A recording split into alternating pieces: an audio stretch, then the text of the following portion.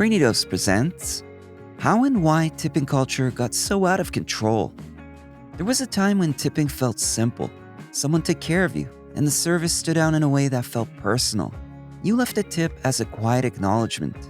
But somewhere along the way, that feeling disappeared. Now, tipping requests appear before the service even begins. It stares at you from glowing screens. It asks for 25, 30%, while someone watches you decide. It shows up at self-checkouts, pickup orders, and transactions where no one actually served you in the traditional sense.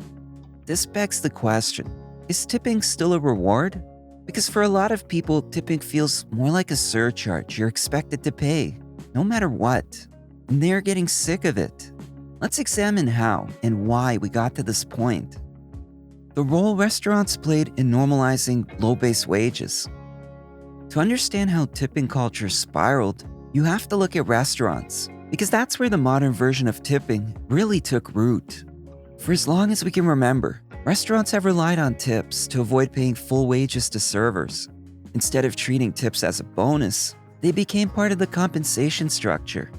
That arrangement gradually trained everyone to accept this unusual practice. Workers depend on tips to survive, and customers are expected to fill the gap. Restaurants basically position themselves as passive intermediaries, even though they control pricing, staffing, and working conditions. Nevertheless, this became the norm. Most customers never saw the math. They just learned the ritual.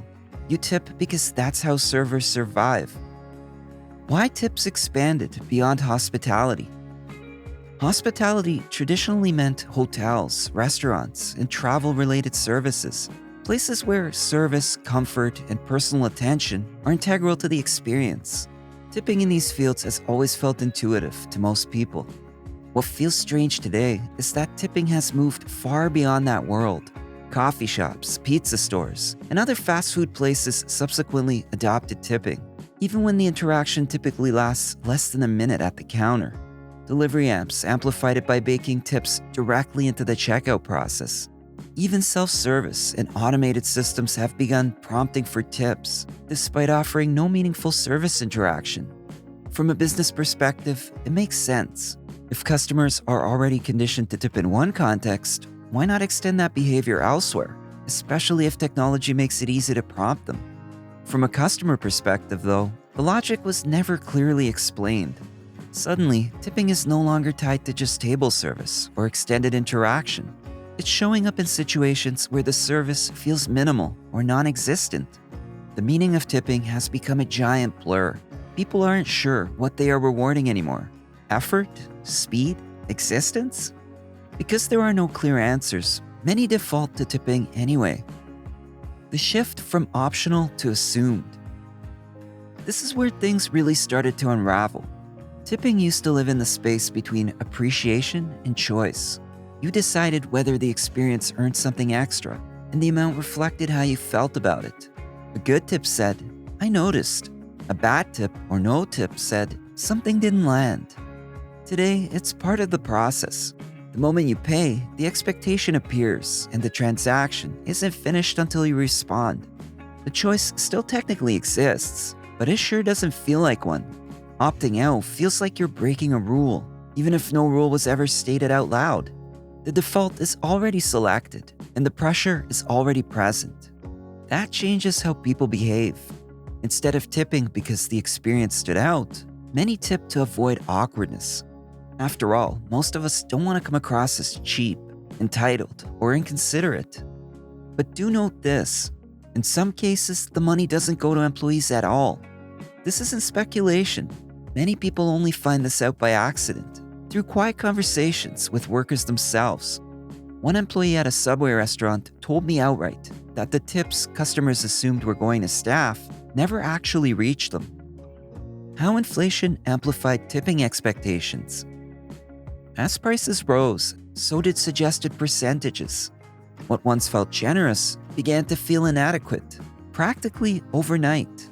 Screens began pushing higher numbers without explanation or context. Customers already stretched thin are facing larger totals and higher expectations at the same time. A simple outing costs more at every step. and tipping magnifies that increase.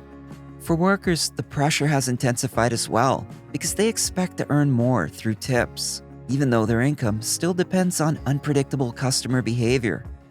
Ultimately, when prices rise faster than wages, frustration builds on both sides of the counter. Service fees disguised as tips. To make things even murkier, service fees enter the picture.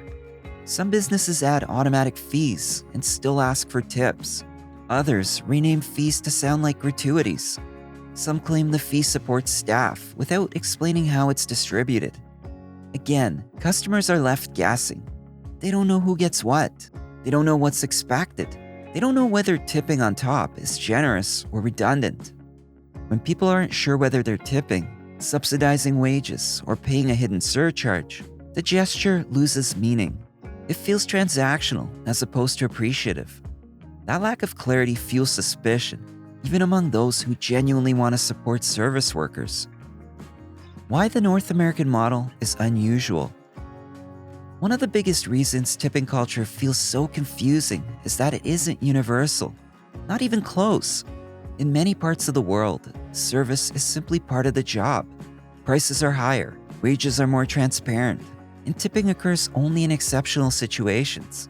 There's no social anxiety and no moral dilemma at the register. Imagine that. By comparison, the North American model places customers in a constant decision loop. How much is enough? Who deserves a tip? What happens if I don't tip? This only creates tension, especially for travelers, immigrants, or anyone new to the system. It also reveals that tipping culture has little to do with the outcome of good service. It's more like a learned behavior reinforced by customs, guilt, and social pressure. So, what's the takeaway? Everything considered, tipping fatigue is very real, and it's growing. It's not like people suddenly became selfish or ungrateful. They're just getting tired of carrying a system that no longer makes sense. And as bitterness grows, something important gets lost. The genuine feeling of appreciation that tipping was supposed to express in the first place. It's safe to say that we have reached a tipping point. Until the underlying systems change, tipping will continue to feel less like a reward and more like an obligation, one people quietly resent. What do you think? Where do you personally draw the line on tipping? Share your thoughts in comments below. If this video helped put words to something you've been feeling for a while, hit like and share it with someone who might relate. And if you want more content that questions the systems we've normalized, be sure to subscribe. Thanks for watching.